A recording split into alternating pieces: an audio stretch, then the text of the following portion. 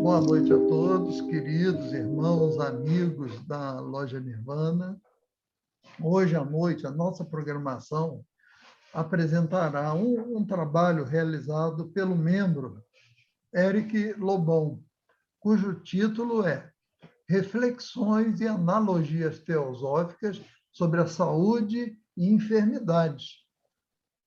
Ele acrescenta também, abordará as moléstias do corpo e a medicina, com base no livro Fisiologia da Alma, de Ramatiz. Esse livro foi um livro psicografado, Hercílio Maes, ou Maes, no ano de 1959. É uma obra que surgiu no campo da medicina espiritual no finalzinho dos anos 50, exatamente no ano de 1959. Eric, meu irmão, amigo, a palavra é toda sua, esteja à vontade, e seus alunos, seus discípulos estão aqui do lado de cá, atentos à sua exposição. A tribuna é toda sua. Esteja à vontade, querido. Boa noite. Boa noite, meus irmãos. Mais uma vez, uma grande satisfação dividir reflexões com todos vocês. O tema saúde e espiritualidade, todos sabem que é um tema de grande interesse para mim. E há pouco tempo, pesquisando, inclusive, sobre um dos nossos encontros aqui, eu revisitei o livro Fisiologia da Alma.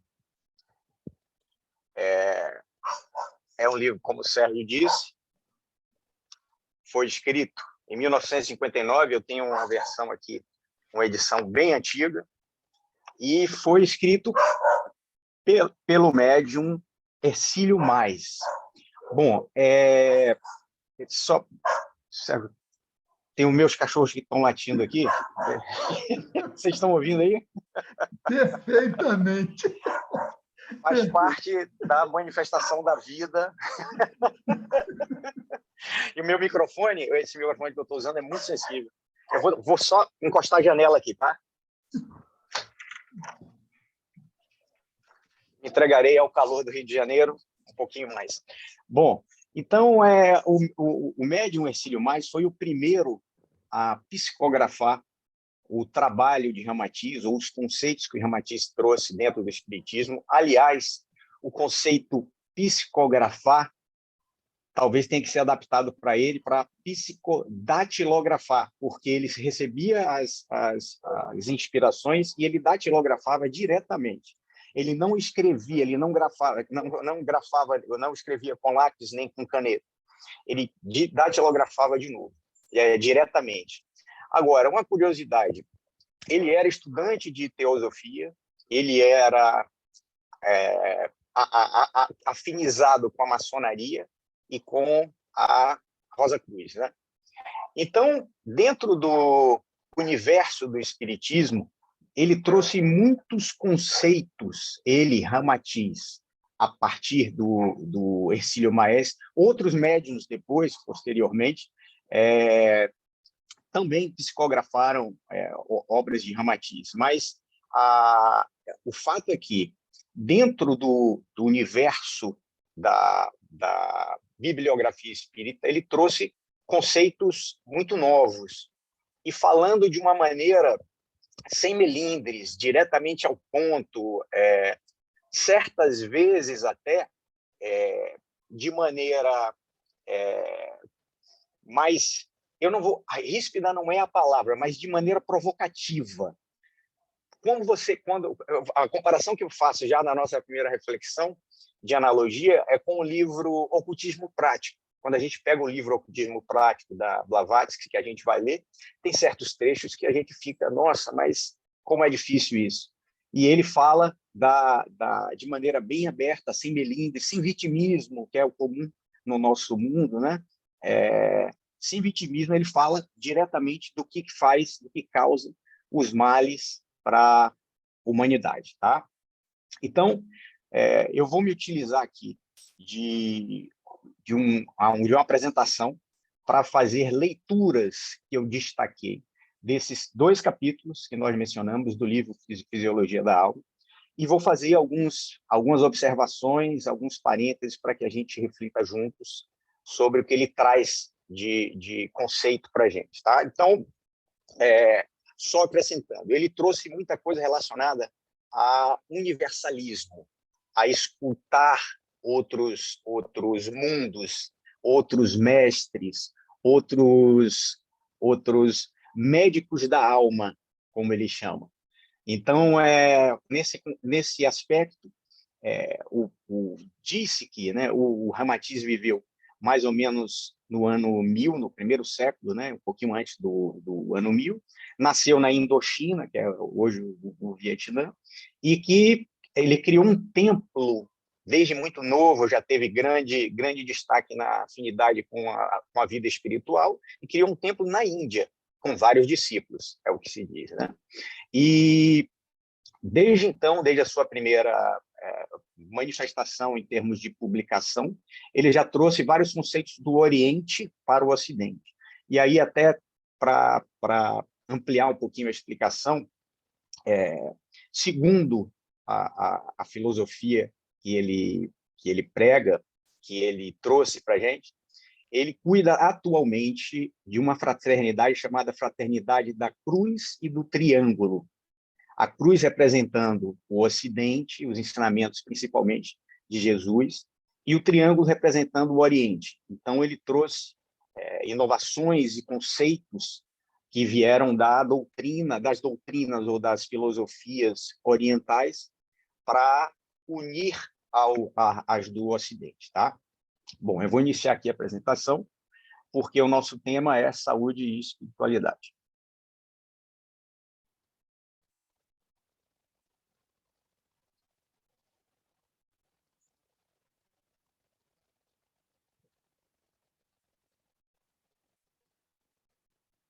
Todos vendo aí? Sim. Então, esses são os 2. Perfeito. Então, esses são os 2. Vocês podem ver que a capa aí já é mais moderna, né? Não é diferente da que eu coloquei aqui. Aí já mostra basicamente os corpos sutis, os chakras, né?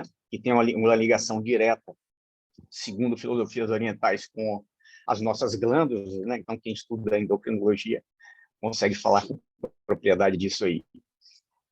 Então, eu vou para o primeiro conceito, onde ele vai nos falar exatamente sobre saúde e doença. Vamos lá. Isso é do livro Fisiologia da Alma. Né? A saúde e a enfermidade são produto da harmonização ou desarmonização do indivíduo para com as leis espirituais que do mundo oculto atuam sobre o plano físico.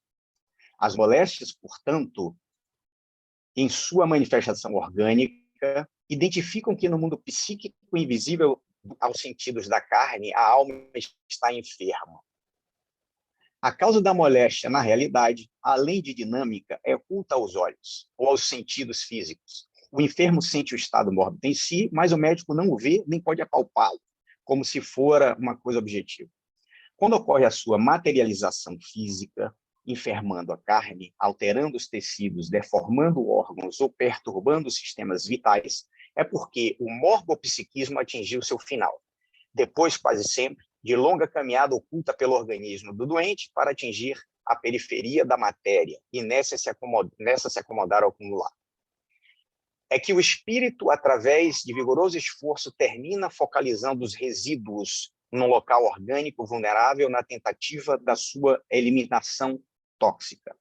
Bom, eu quero fazer um parêntese já nesse primeiro ponto para a nossa primeira reflexão, segunda agora, relacionada à teosofia, é que as filosofias, muitas filosofias que tocam ou que falam do metafísico, segmentam ou separam ou dividem os veículos em menos ou mais subdivisões, tá certo? Ou divisões, tá certo?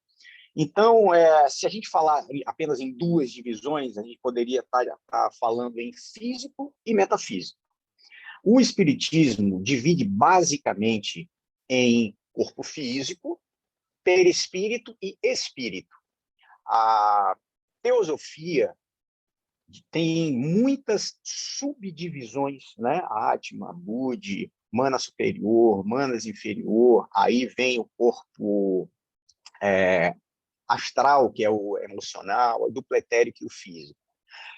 Nada mais é do que a maneira de tentar explicar com mais minúcia, com mais detalhes, os processos ou as leis naturais. É claro que, a grosso modo, é tudo uno, né?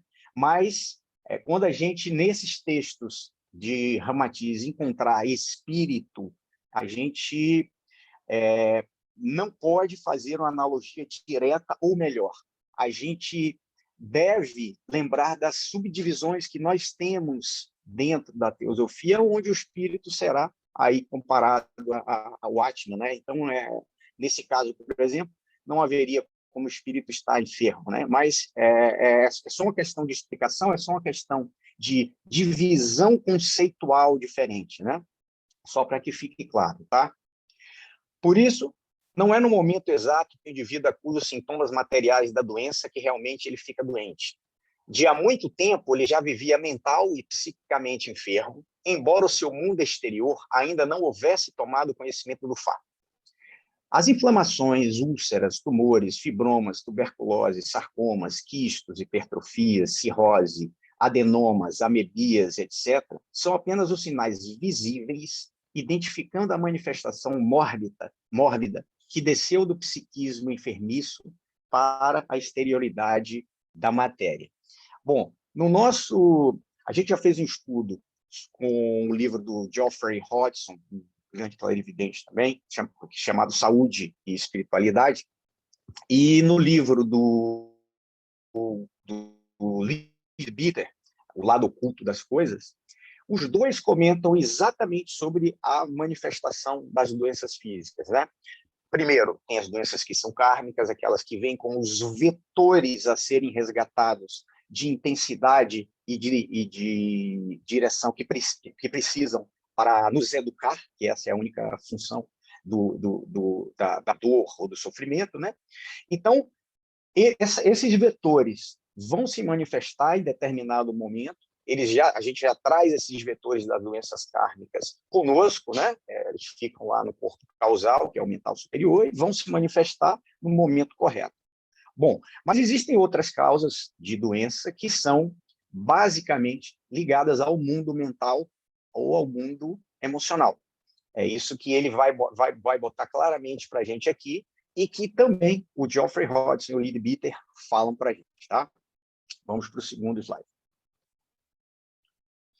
Através da mente, circulam de cima para baixo os pensamentos de ódio, de inveja, sarcasmo, ciúme, vaidade, orgulho ou crueldade, incorporando-se em sua passagem com as emoções de choro, medo, alegria, tristeza, que tanto podem modificar a ética dos sentimentos como agir sobre o temperamento, perturbando a solidariedade celular do organismo físico. O cérebro é o principal campo de operações do espírito. De novo, vamos ler com critério esse espírito. É o produtor de ondas de forças que descem pelo corpo e graduam-se conforme o seu campo energético. A onda de raiva, cólera ou irascibilidade é força que faz crispar até as extremidades dos dedos, enquanto que a onda emitida pela doença, bondade ou perdão, afrouxa os dedos no gesto de paz. Sabe-se que o medo ataca a região umbilical, na altura do nervo. Tá. Oi? É doçura, Éric, a palavra. Eu li errado onde? Enquanto que a onda emitida pela doçura, bondade... Pela doçura. Eu li o quê, meu irmão? Você usou outra palavra. Ah, me perdoe. Usou doença. A doença, não. Pela doçura. A onda emitida, aí é coisa boa. A onda emitida pela doçura, bondade ou perdão, afrouxa os dedos. Claro, não podia ser doença isso, lógico. Me perdoe. Afrouxa os dedos no gesto de paz. Sabe-se que o medo ataca a região umbilical na altura do nervo vago simpático e pode alterar o funcionamento do intestino delgado. A alegria afrouxa o fígado e o desopila da bilis, enquanto o sentimento de piedade reflui instantaneamente para a região do coração. A oração coletiva e sincera da família ante a mesa de refeições é bastante para acalmar muitos espasmos duodenais e contrações opressivas da vesícula hepática, assim como predispõe a criatura para a harmonia química dos sucos gástricos. Bom, nesse slide e no próximo, ele faz muitas associações de pensamentos, sentimentos. Na verdade, é muito difícil você dissociar um pensamento de um sentimento. Você pensa, você já sente algo correlacionado com esse seu pensamento, né? Mas ele vai relacionar pensamentos e sentimentos com a manifestação física, especificamente em órgãos, que aí a gente pode usar o conhecimento que nós temos aí dos chakras e desequilíbrios energéticos para associar às glândulas, né? Até eu queria fazer já mais um parêntese aqui. Tem um livro, já foi objeto de nosso estudo, os chakras, né? Nós já fizemos algumas apresentações a respeito, mas esse livro aqui, vocês estão todos vendo esse livro aqui? Sim? Os chakras. Esse livro aqui é da Dora Kunz. A Dora Kunz foi líder da Sociedade Teosófica Americana. Ela foi estudante do Leadbeater, um grande clarividente, e ela foi uma grande clarividente. Aliás, as gravuras aqui são do livro Os Chakras, do Leadbeater, né? Foram gravuras melhoradas, né? E nesse livro aqui, ela se une a uma médica para fazer algo semelhante a que o Ramatiz fez aí. A Dora Kunz, ela nasceu em 1904 e morreu em 1999. Ela viveu 95 anos e publicou muitas obras relacionadas a tanto detecção de doenças via clarividência, se associando a médicos, quanto a profilaxia. Quando a gente, dentro do universo teosófico, ouve falar em toque terapêutico, ela foi uma das criadoras, né, do toque terapêutico. Mas, enfim, aqui, nesse livro, ela faz algo semelhante ao que o Ramatiz já havia colocado em 1959, aí, que é explicar através dos chakras. Aí nós temos os chakras, desde os chakras etéricos, né, que são são do corpo físico, os chakras astrais, que são do corpo astral, emocional, os chakras mentais. Então, ela vai colocar ali que o desequilíbrio energético entre esses chakras, provocados por pensamentos e sentimentos, também vai se manifestar em uma glândula do nosso corpo que vai gerar algum desequilíbrio físico, né? Vamos lá. Voltando aqui para o Ramatiz, nesse mesmo livro, Fisiologia da Alma, uma das maneiras que ele sugere, que a gente não vai abordar aqui, de prevenir ou fazer com que esse desequilíbrio energético não chegue no corpo físico é utilizar a homeopatia. Então, nesse livro, ele defende que, para prevenir a manifestação no físico, tratando do doente e não da doença, você consegue, com a homeopatia, antecipar a cura para que não chegue no corpo físico. Mas eu já fiz a associação com o que eu queria aqui. Bom, continuando. Ramatiz. O corpo físico é o prolongamento vivo do psiquismo. É a sua forma condensada na matéria. Vejam bem. O corpo físico é o prolongamento vivo do psiquismo, é a sua forma condensada na matéria. Blavatsky já dizia que o corpo físico é o espírito condensado, né? No livro Fundamentos da Teosofia, do Ginarajadasa, ele, inclusive, dá as proporções numéricas em potências de 7, né?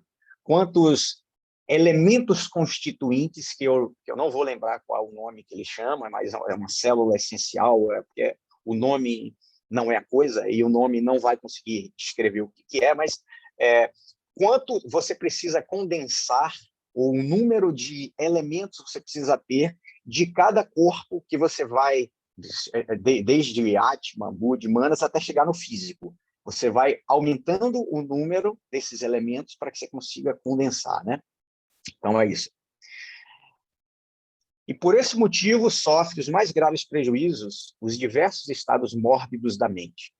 A inveja, por exemplo, comprime o fígado, e o extravasamento da bilis chega a causar surtos de icterícia, confirmando o velho refrão de que a criatura, quando fica amarela, é de inveja. O medo produz suores frios e a adrenalina defensiva pode fazer eriçar os cabelos, enquanto que a timidez faz afluir o sangue às faces, causando rubor. Diante do inimigo perigoso, o homem é tomado de terrível palidez mortal. A cólera congestiona de sangue o rosto, mas paralisa o afluxo de bilis e enfraquece o colérico. A repugnância esvazia o conteúdo da vesícula hepática, que, penetrando na circulação, produz as náuseas e as tonturas. A medicina reconhece que há o eczema produto da cólera ou da injúria, pois ocorre intoxicação hepática, e as toxinas e resíduos mentais penetram na circulação sanguínea. A urticária é muito comum naqueles que vivem debaixo de tensão nervosa e das preocupações mentais. Também não são raras as mortes súbitas, quer devido a emoções de alegria, quer devido a catástrofes morais inesperadas. Assim, todas as partes do ser humano são afetadas pela influência da mente, a qual atua fortemente através dos vários sistemas orgânicos, como o nervoso, o linfático, o endócrino, o circulatório. As recentes pesquisas médicas sob orientação da medicina psicossomática estão confirmando que o psiquismo altera profundamente a composição e o funcionamento dos órgãos do corpo físico.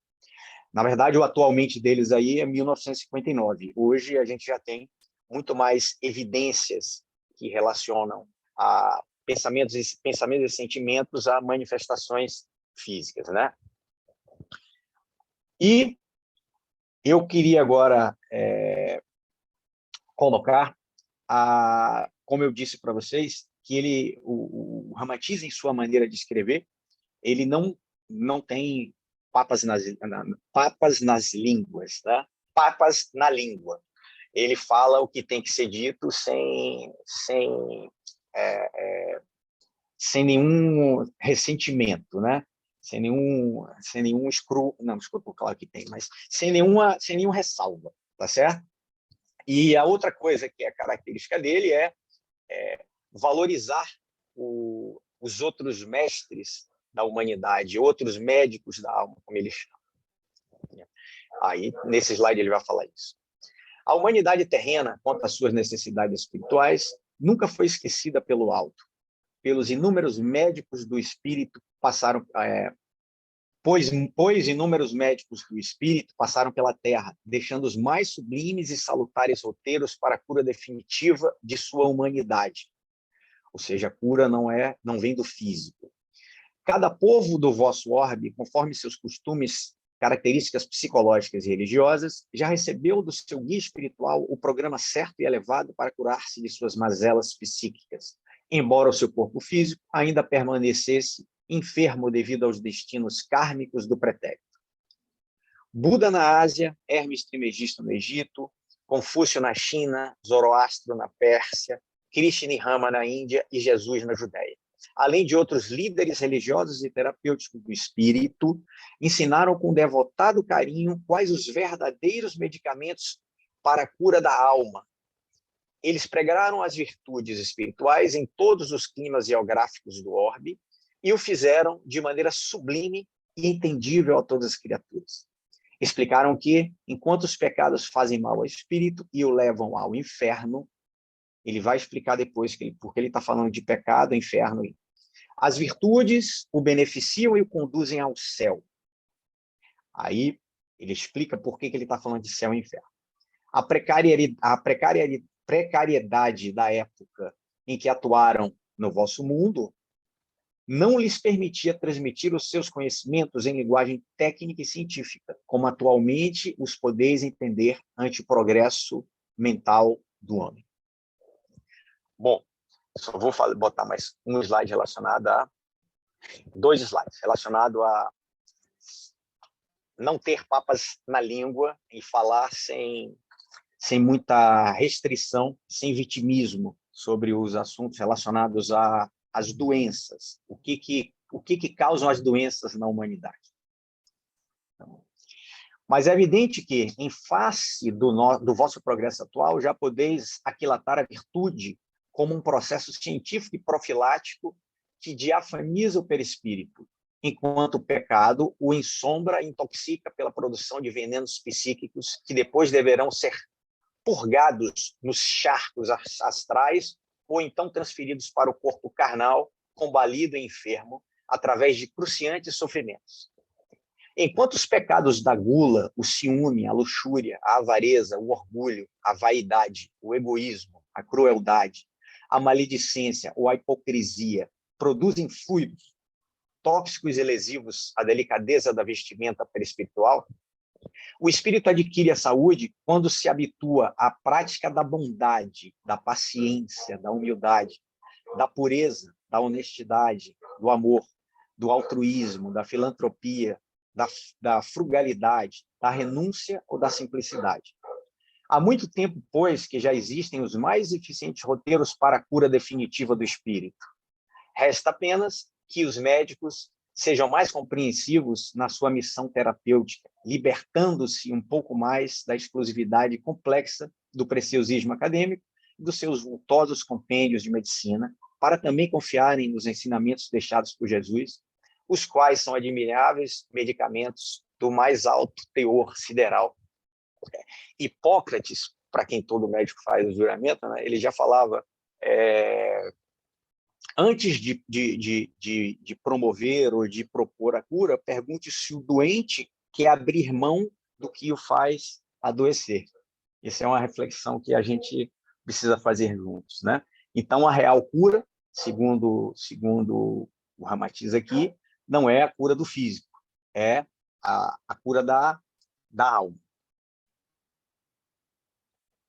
Estamos inclinados a crer que, se chegássemos a compreender satisfatoriamente a verdadeira função do aperfeiçoamento do espírito, seríamos levados, em virtude de tal convicção, a nos desinteressar da eliminação do sofrimento no mundo. O livro Fisiologia da Alma é de perguntas e respostas. Então, eu copiei a pergunta e depois a resposta, tá? De novo. Estamos inclinados a crer que, se chegássemos a compreender satisfatoriamente a verdadeira função da dor no aperfeiçoamento do espírito, seríamos levados, em virtude de tal convicção, a nos desinteressar da eliminação do sofrimento do mundo. E, se assim procedêssemos, não estaríamos faltando com o sentimento de piedade e amor ao próximo, ou seja, a primeira grande verdade do budismo: o sofrimento faz parte da vida. Se a gente chegar a acreditar ou se propor a crer que a dor faz parte da vida, a gente não estaria atuando pouco em relação ao sofrimento do próximo, ou seja, a gente não estaria se preocupando mais com o sofrimento do próximo por acharmos que a dor é normal.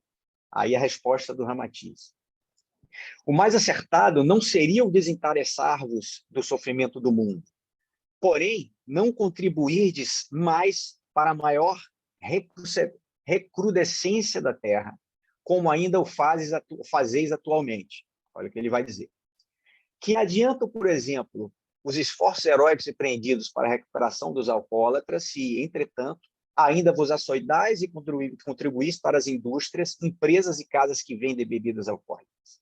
E se também os levais para tomar parte em festas nos vossos lares, mantendo a reserva corrosiva em artísticos barzinhos modernos, que muito cedo servem de estímulo para os vossos filhos se acostumarem à embriaguez? Muito pouco resulta dos esforços heróicos que dependem dos médicos terrenos, tentando salvar os seus pacientes das hepatites, nefrites, úlceras, colites, amebias, uremias, diabetes ou cirrose, pois que a maioria da humanidade ainda despreza a alimentação vegetariana e se sustenta com a carne cheia de veneno do animal sacrificado, que lhe fornecem os frigoríficos e as charqueadas macabras.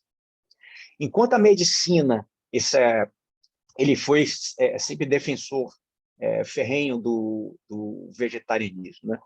Enquanto a medicina se entrega a uma luta titânica contra o flagelo do câncer pulmonar e o considera mais proveniente dos venenos do fumo, porventura certos médicos não fumam desbragadamente? Olha a reflexão que ele está propondo aí. E continua na sua maneira de falar.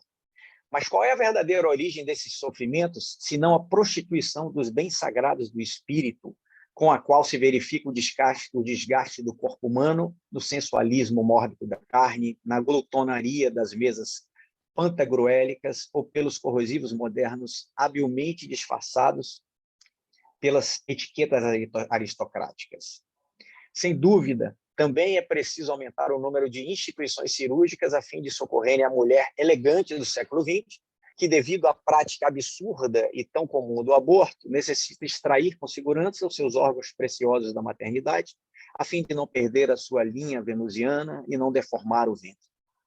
Consequentemente, a morfina, o álcool, a perversão sexual, o fumo, o aborto, a jogatina, a glutonaria, a intemperança, a alimentação carnívora, tudo isso somado ainda ao veneno psíquico do desregramento mental e emotivo, que é produzido pela cobiça, crueldade, ambição, avareza, ódio, raiva, vingança ou luxúria, está a exigir maior quantidade de hospitais, clínicas, penitenciárias, asilos e manicômios para se alojar o contingente progressivo de criaturas vitimadas pela dor e pelo sofrimento.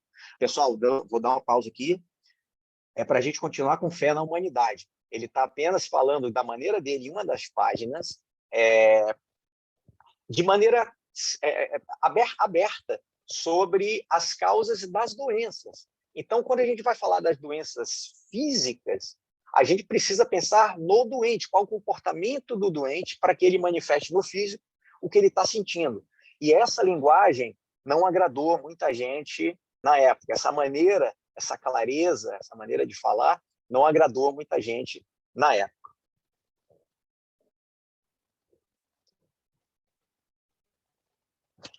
Bom, eu vou interromper só aqui a...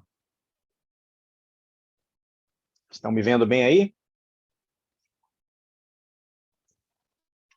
Bom, eu não quero que essa seja a última leitura ou reflexão nossa, então eu vou pegar um outro trecho aqui, tá?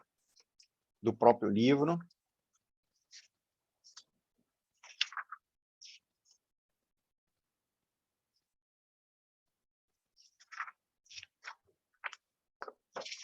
Só um minutinho. Na verdade, Sérgio, a apresentação tinha mais 2 slides de esperança, para a gente não ficar desacreditado não acabar com essas últimas... Uma radiografia interessante daquele período, né? Final Sim, dos anos 50, sem sombra de dúvida. né? Início dos anos 60. Necessário. É necessário contextualizar, sem sombra de Mas dúvida. a coerência, a pertinência do texto é inegável, né? Pronto, já achei aqui, pessoal. Mas hoje os recursos técnicos me falharam.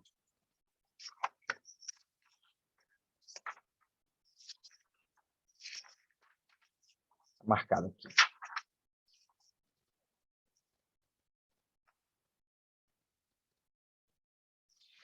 Pronto. Eu vou fazer aqui uma leitura que é bastante atual, tá?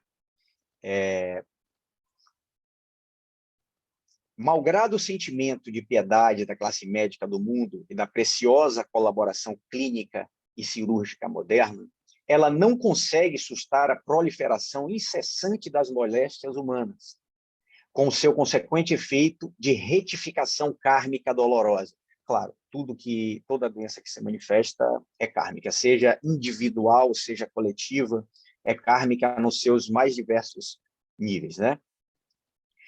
Muitos cientistas e médicos criteriosos sentem-se quase desanimados em suas tarefas heróicas ante a impossibilidade de contornar o vasto problema da dor humana, pois, olha essa parte da frase, mal conseguem debelar certa enfermidade, eis que outra a substitui tenaz e implacável, desafiando novas pesquisas e experimentações fatigantes ao Covid.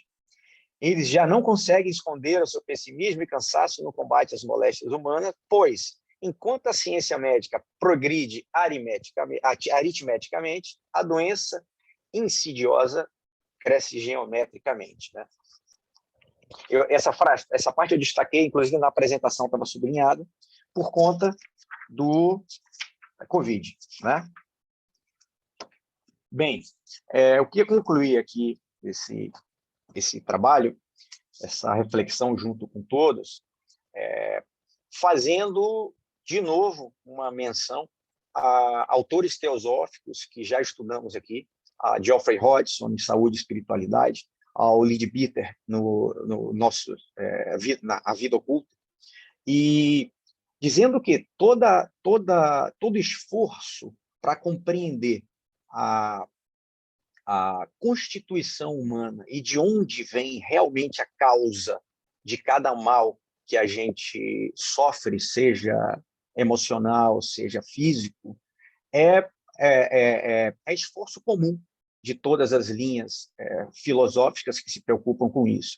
Agora, o Ramatiz, por sua, eu vou chamar de vanguarda, porque ele trouxe conhecimentos provenientes do Oriente, de filosofias orientais, e falou de outras coisas, como eu acabei de dizer para vocês, de vegetarianismo. Ele falou sobre viagem astral e vários outros assuntos, inclusive utilizando o Buda, utilizando outros mestres como exemplo, que trouxe alguma controvérsia, algumas celeumas dentro do universo espírita da época, né? Até hoje tem gente que comenta sobre isso daí. Mas eu queria trazer essa reflexão para vocês e estamos abertos aqui para conversar sobre o assunto. É interessante agora um texto de 1959 que se adapta muito bem ao aqui e agora, né? Apesar das visões um pouco radicais em relação à bebida, por exemplo, né? A prática dos bares e nas residências, hoje em dia, é raro você encontrar uma sala imensa com um barzinho, mas ainda existe essa prática, né? Mas no geral, como análise de uma sociedade com essa potencialidade da doença surgir na vida de cada um de nós, em razão de sentimentos desfavoráveis, o ciúme, a inveja, a raiva, etc. Parece um manual do bom proceder, né? Um manual da busca da virtude, e que a busca da virtude, na medida do possível, né? Transcendendo hábitos antigos, hábitos até provenientes de, quem sabe, de outras existências, né? Então, Eric, você nos propõe um desafio imenso na noite de hoje, né?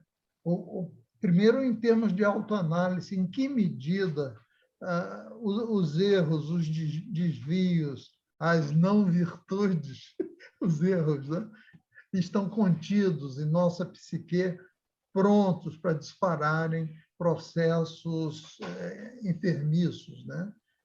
Prontos para dispararem doenças, né? Eu acho que, em linhas gerais, é a mensagem de hoje, né? Num contexto, numa moldura do século passado, né? Metade do século passado, mas de uma atualidade assim surpreendente. Temos na sala o irmão Ailson, que talvez queira interpelá-lo, perguntar ou acrescentar algo. Tá? Aí eu...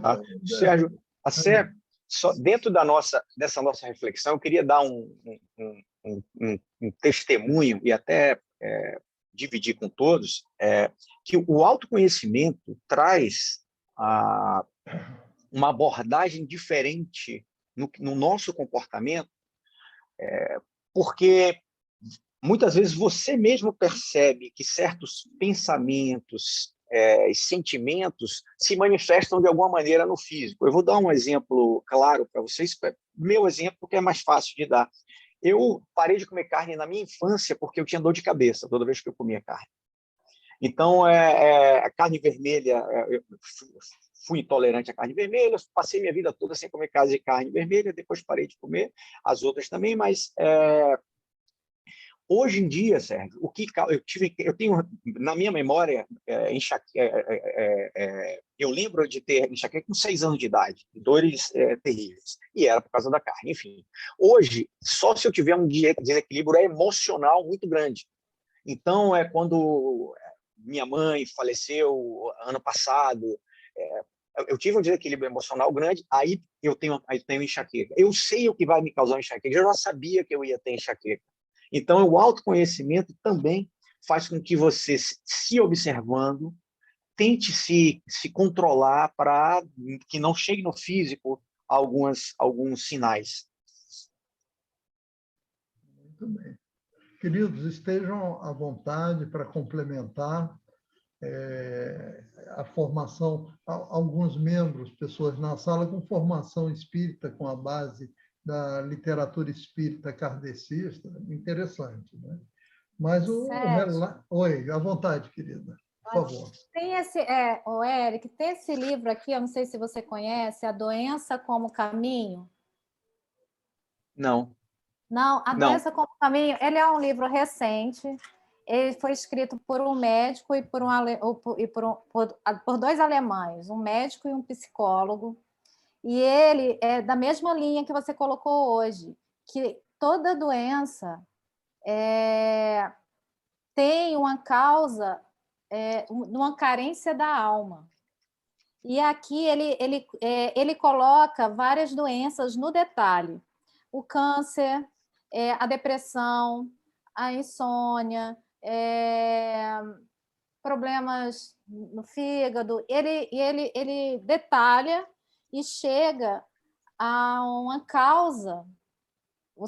Pelo sintoma, ele vai numa raiz de uma causa da alma. Então, na verdade, essas doenças do físico são doenças da alma. Interessante que é na mesma linha, só que ele foi escrito, deixa eu ver essa edição aqui, de 2014. Aí, bem moderno. Moderna, né? E essa daí que você apresentou é do século XIX, né? Século XX. É 1959. Esse, do Ramatiz é 59. É 59. É 59. Esse livro aqui que eu falei, o interessante desse aqui é que é mais ou menos assim, a médica levava um paciente no consultório e não dizia o que ele tinha, né? Aí a clarividente falava assim, eu estou vendo um desequilíbrio no chakra cardíaco astral, aí isso pode se manifestar de tal maneira. E elas duas iam chegando a conclusões, ela enxergando como clarividente, ela enxergava o funcionamento dos chakras, e a médica ia dizendo, ele tem isso, realmente pode ser essa associação. Bem legal. Mas depois eu vou dar uma olhada nesse livro aí. A Doença como Caminho. É uma linguagem, eles escreveram uma linguagem bem fácil e colocaram exemplos mesmos clínicos, sabe? É bem interessante. Legal. Que bom. Além, vale ressaltar a campanha antecipada dele contra o cigarro, né? O álcool, o alcoolismo, o consumo de carne. Vegetarianismo. Ele estava bem adiantado. É uma proposição assim que adquiriu expressão nos anos 90, né? Esse combate mais frontal, mais definitivo contra o alcoolismo, contra o álcool, contra o alcoolismo, cigarro e o consumo de carne, ou seja, a quantidade de restaurantes vegetarianos hoje em dia é muito expressiva também, né? Vale a pena ressaltar esse aspecto. Muito bem. Ailson, querido, é contigo agora, doutor Ailson. Ligue seu microfone, por favor, amigo. o meu sinal aqui não está muito bom, de vez em quando está congelando. Ah, Mas, enfim, muito boa a palestra, viu, Eric? Muito, muito interessante mesmo. Eu Obrigado, estava meu aqui, amigo. eu estou já há algum tempo querendo encontrar, vou fazer 2 comentários. Um livro que também foi da década de 50, é um livro espírita, é psicografado, e eu tive um contato com esse livro no final dos anos 80. Naquela época, eu peguei muito aquela leva inicial dos pacientes soropositivos, e que a mortalidade era praticamente quase que 100%. Mas nesse livro, que é um livro psicografado, ele já fala naquela época que essa patologia prevista, ele não usa o termo AIDS, né? Mas toda a descrição levou à imunodeficiência, né? Ao diagnóstico, mas que nem todas as pessoas que tivessem contato com o vírus seriam contaminadas. Ou seja, poderia haver o contato, mas não a contaminação. Que é uma coisa que depois a gente viu muito dentro da medicina, e ficou essa dúvida: por que algumas pessoas têm contato com o vírus, mas não desenvolvem, não pegam o vírus ou não desenvolvem a doença? Isso é uma parte. E vimos agora, de novo, na Covid, em que diversas pessoas, né, quer dizer, a complicação é de um percentual muito baixo, 2%. Então, por que esses 2%? Então, quer dizer, esses 2% são pessoas que já vêm geneticamente codificadas, e aí talvez entre essa questão da transcrição do karma, né, que são pessoas que têm um defeito num gene TYK2, que é um estudo de Londres que mostra isso. E é um assunto que a gente vem conversando, né? Que é exatamente como essa questão vem já pré-determinada, inscrita no seu gene, justificando essa variação aí que fica pouco entendida em relação às doenças. Isso é uma observação só que eu quis fazer, porque me lembra muito essa questão que já foi bem... Está descrito isso em livro, que é da década de 50 também. E o outro comentário é em relação a essa questão da espiritualidade, que é uma questão muito bacana.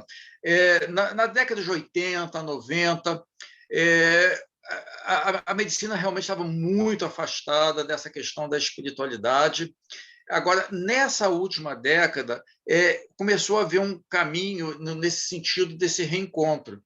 Então, isso começou basicamente num grupo de Boston, na Universidade de Harvard, e se espalhou. Então, nós temos aqui agora um grupo enorme que se intitula Medicina e Espiritualidade. Aqui no Rio de Janeiro existe um grupo grande, tem mais de 400 membros, em que Tem a são NUPES, tem a onde NUPES faz em Juiz de Fora também. reuniões regulares. Aqui, no caso, estava sendo dirigida no Hospital Samaritano por um colega, Ricardo Cruz, que acabou vindo a falecer de Covid, mas era um grupo que conseguiu fazer uma reunião multidisciplinar e com aspectos muito bons em termos dessa abordagem das doenças e, na verdade, dos doentes, né? E nós vimos um pouco antes da pandemia um congresso de cardiologia, veja bem, cardiologia em São Paulo, aí estou falando da USP, da Escola Paulista, em que havia essa palestra, Medicina e Espiritualidade, dentro da cardiologia. Então, quer dizer,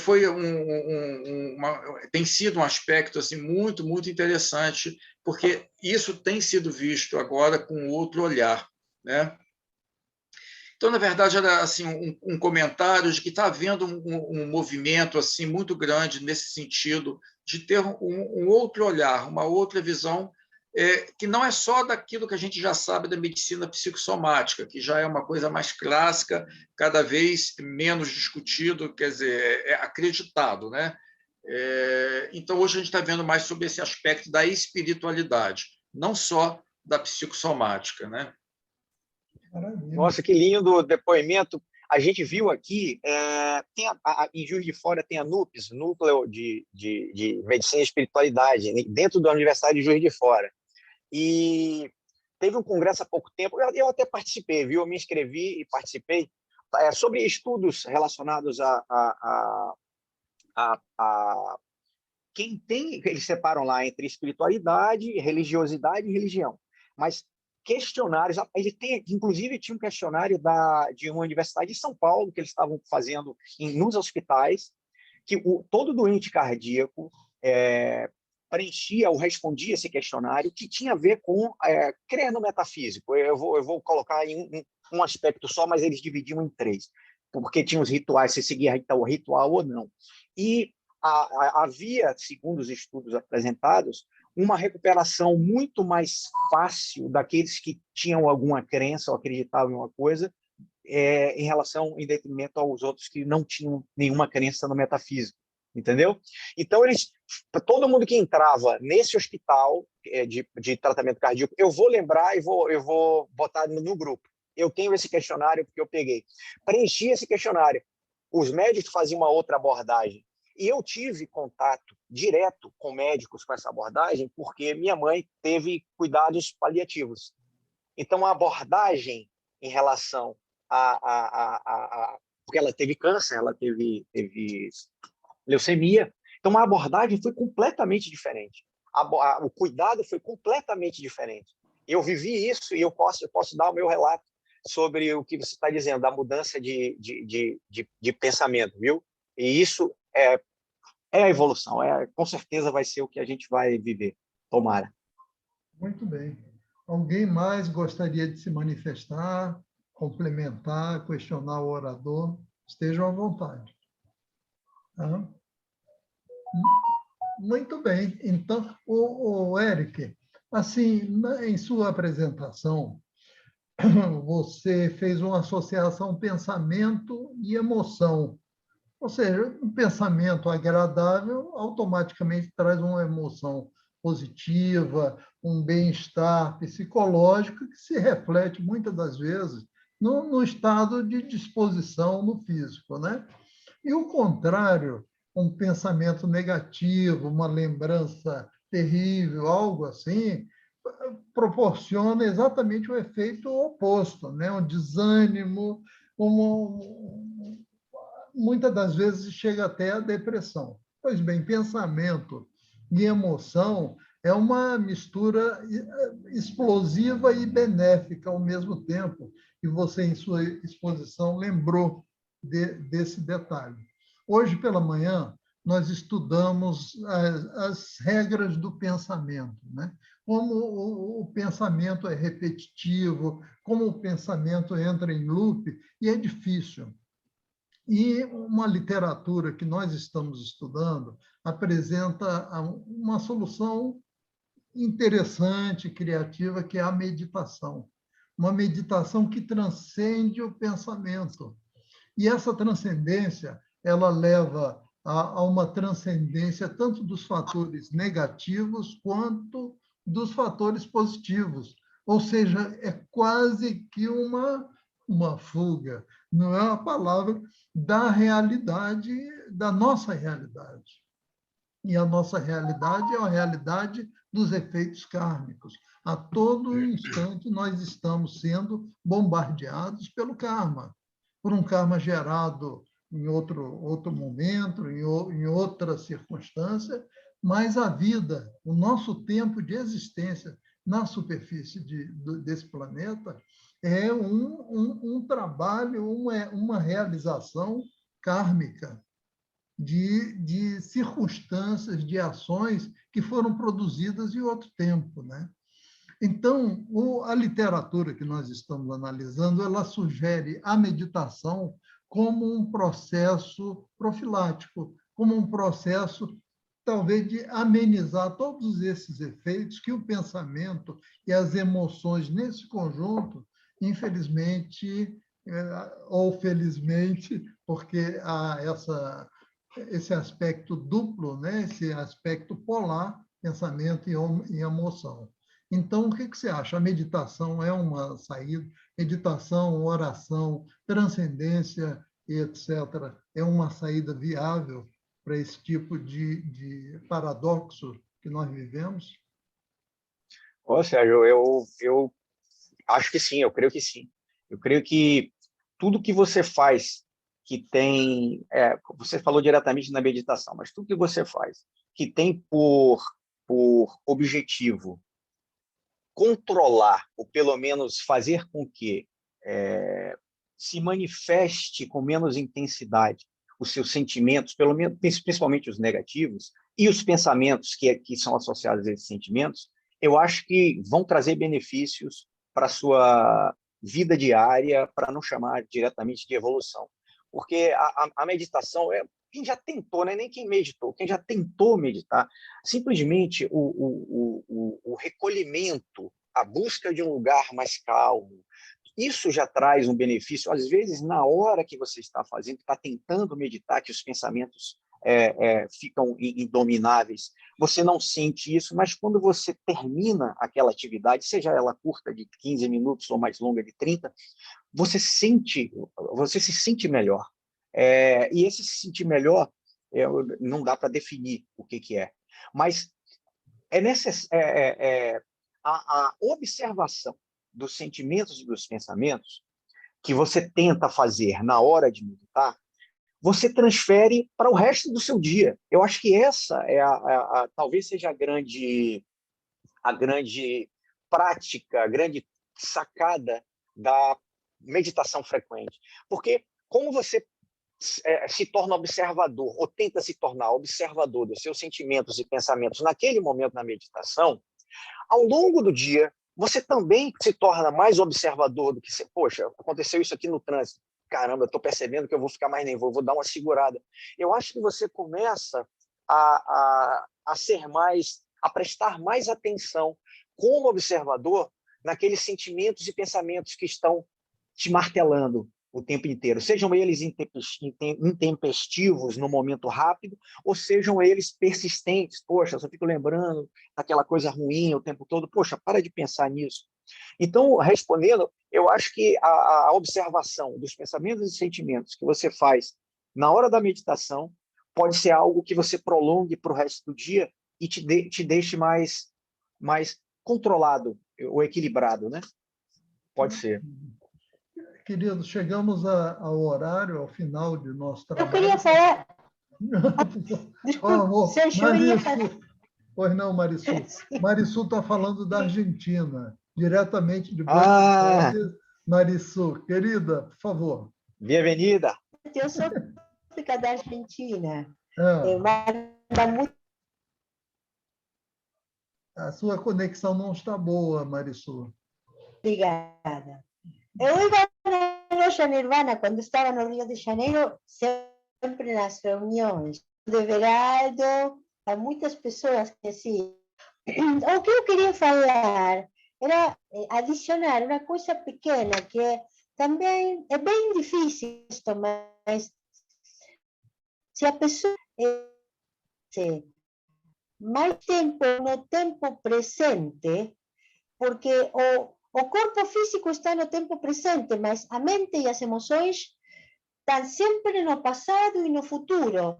É como uma viagem constante no tempo. Você está no passado preocupando-se de que aconteceu, não aconteceu.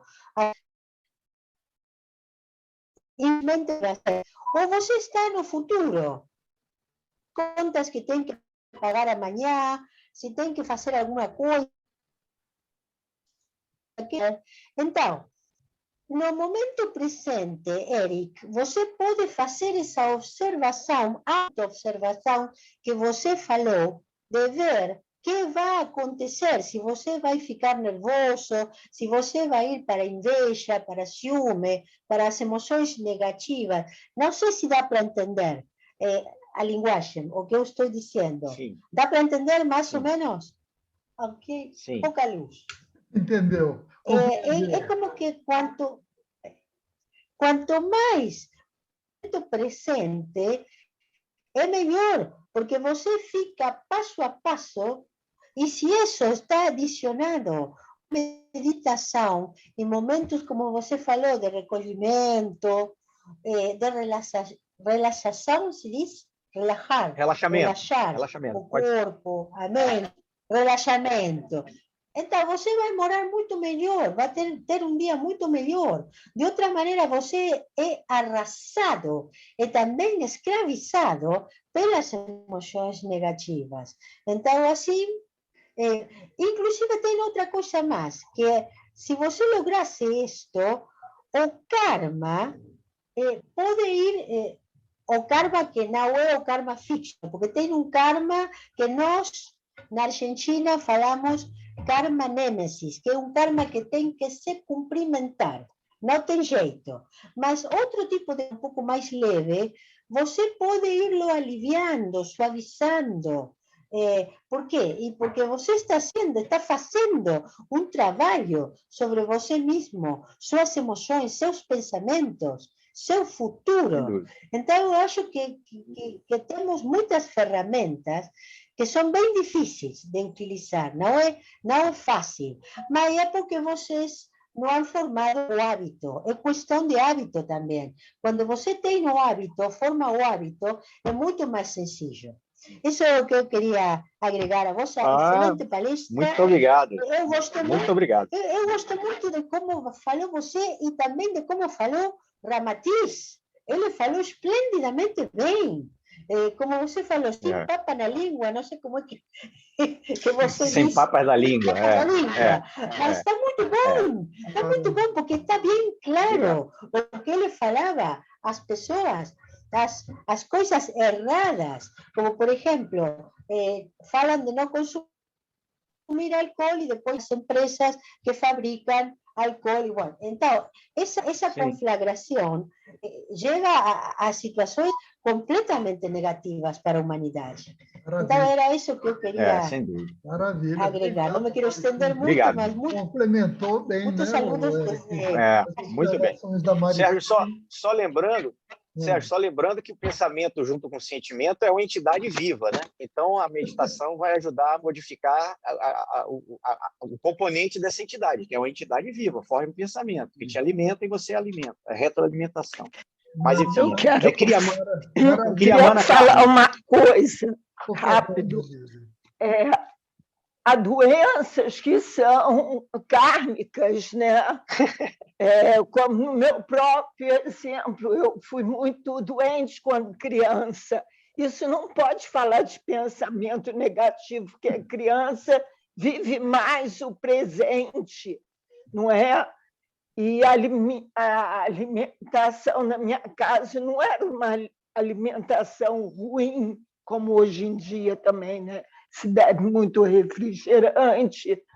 Claro que eu me alimentava de carne, mas o resto não era assim negativo, refrigerante, doces, né? Mas a minha visão como criança não era negativo. Eu tinha doença, mas para mim aquilo não era uma coisa ruim, porque eu ficava em casa vendo televisão. Sérgio, eram doenças de origem bacterianas, normalmente, mas eu tinha doenças muito raras. Tem doenças positivas, doenças que favorecem. Não foi para... Annelise, nesse livro Fisiologia da Alma, ele diz que a doença na infância, que na época tinha muita doença contagiosa, sarampo, rubéola, para te preparar para o sofrimento na idade adulta. Ele fala lá, Ramatiz, não fui eu que disse, não. Muito bem. Ele diz. Eric, querido, suas considerações finais para, infelizmente, nós encerrarmos o encontro tão interessante, tão maravilhoso como na noite de hoje. Querido, esteja à vontade, estamos aqui atentos. Meu irmão, só queria agradecer imensamente a oportunidade de falarmos mais uma vez nesse assunto, e que será recorrente, falaremos muitas vezes, com outras abordagens, e a atenção de todos vocês, a maneira como todos refletiram junto, eu acho que isso é o que vale. Cada vez que a gente fala nisso, a gente pensa em controlar mais os pensamentos, mais os sentimentos, sabendo que a manifestação final disso pode ser uma doença, o descontrole disso pode ser uma doença. Então, para mim, foi maravilhoso estar com vocês aí. para falar sobre isso. Eric, obrigado pelo seu trabalho, pelo cuidado no preparo dos slides, na sua apresentação. Muito obrigado, querido. Agradeço também a presença de todos, né? Uma noite, uma sexta-feira à noite, que uma sala praticamente, uma loja completa, né? Oito pessoas estiveram em nossa reunião, que é uma bênção numérica, né? De uma reunião teosófica numa sexta-feira. Agradeço de coração a presença de vocês todos. E peço, como de costume, a nossa tradição, o irmão vice-presidente Everaldo, que faça a nossa reflexão final de encerramento. Everaldo, querido, por favor.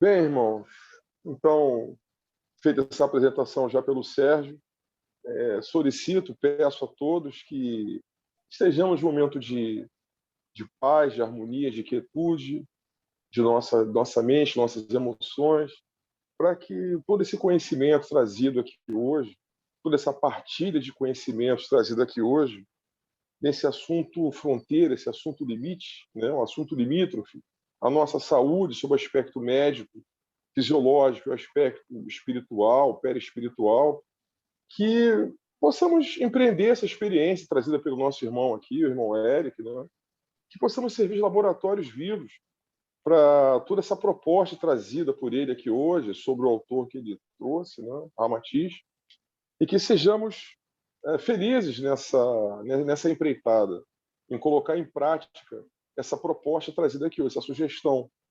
Sermos laboratórios, observando nossas emoções, nossos pensamentos, o efeito deles sobre a nossa vida prática, a nossa vida cotidiana, e que todas essas pérolas trazidas em formas de sugestão, de todo esse conhecimento, possa reverter em nosso proveito, em proveito de quem nos cerca, em proveito de todo mundo no qual estamos inseridos.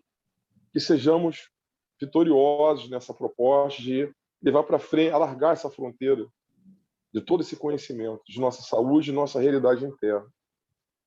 Agradecendo aqui à Sociedade Teosófica essa oportunidade de que pudemos nos encontrar, partilhar de assunto tão rico, tão benéfico à humanidade, a nós mesmos, à humanidade. Muito obrigado a todos, paz a todos os seres, tenhamos todos uma boa noite, que possamos levar essas experiências à frente. Namastê.